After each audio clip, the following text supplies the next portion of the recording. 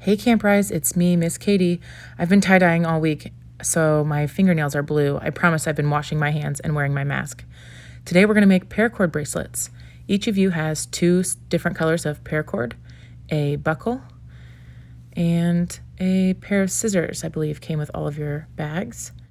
And ask your parents for a lighter, please. We're going to use this at the very end with your parent or guardian. What I'm going to do first is I just separate it so I can find the little trident end of the buckle, because I like to start with that one.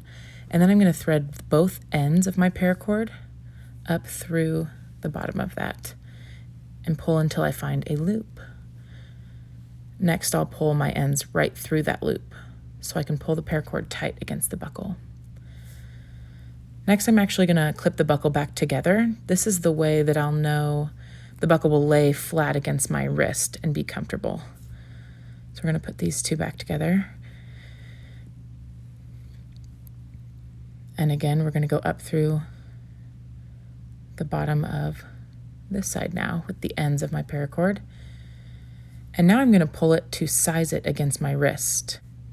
I'm going to make sure to untwist any crossovers in my cord so that my bracelet can lay nice and flat. And then I'm going to pull it snug but not tight against my wrist. I want to make sure that I can put a finger or two between the bracelet and my wrist so I have lots of wiggle room.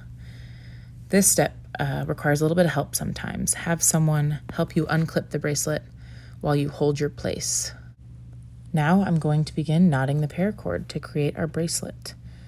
The first few are a little bit tough, so I like to make sure all of my strings are in place, my buckle stays where it needs to be, everything looks nice and tidy.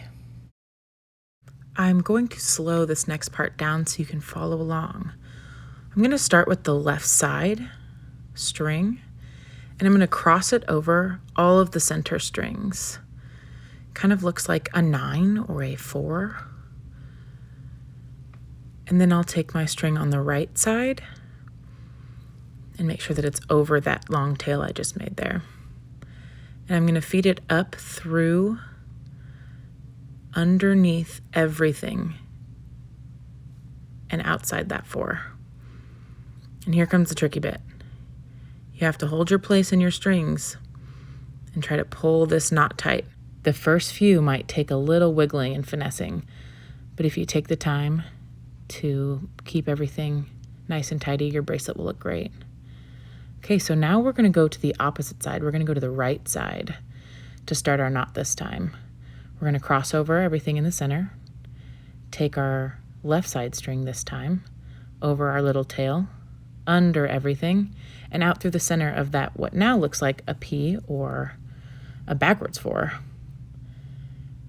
Wiggle, finesse, you have your second knot. Okay, switching it up again. We're going back over to the left side where we started. Every time we make a knot, we're going to switch sides. Left string over the center, right string over that tail, under everything, and through the middle of your 4. Wiggle, again, pull tight. Okay, I think you got this.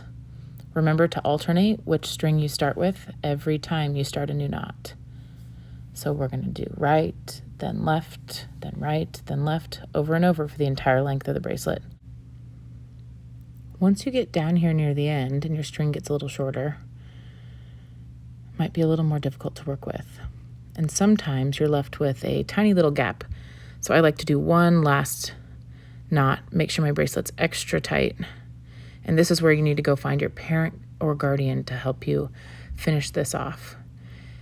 If it is allowed in your home to use the scissors, now is when you can snip off your tails here.